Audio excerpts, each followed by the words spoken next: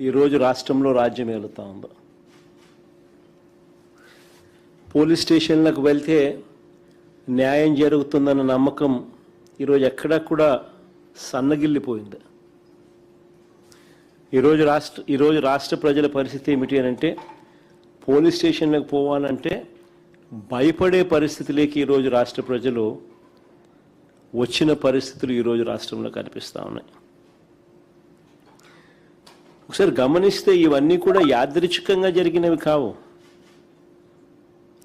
ఈ పరిస్థితి ఈ మాదిరిగా తయారైంది. ఈ మాదిరిగా పరిస్థితి తయారు కావడానికి కారణం ఏమిటి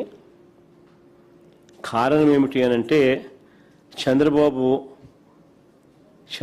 గారు తాను చేస్తా ఉన్న దోపిడీని, అవినీతిని, దుర్మార్గపు పరిపాలనను, తాను మోసం చేసిన సూపర్ 6లు, సూపర్ 7ల ద్వారా మోసం చేసిన, తాను ఎన్నికలప్పుడు ఇచ్చిన బాండ్లు,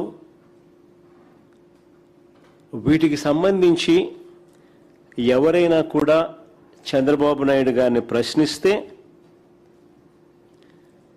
ఆ ప్రశ్నించే కార్యక్రమంలో ఏ గొంతు వినపడినా కూడా ఆ గొంతును నొక్కే కార్యక్రమం. ఎప్పుడైతే చంద్రబాబు నాయుడు గారు చట్టాన్ని, పోలీస్ వ్యవస్థని తన చేతుల్లోకి తీసుకుని ఎవరైనా కూడా తనను ప్రశ్నిస్తే,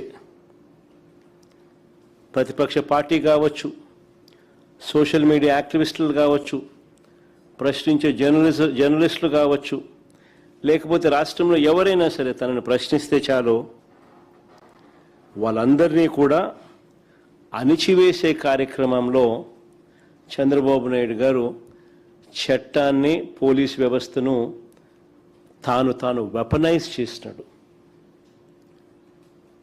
వెపనైజ్ చేసిన కారణంగా ఈరోజు ఈ దిగజారిపోయిన వ్యవస్థల పర్యావసాలే ఈరోజు మనకు కనిపిస్తూ ఉన్నాయి.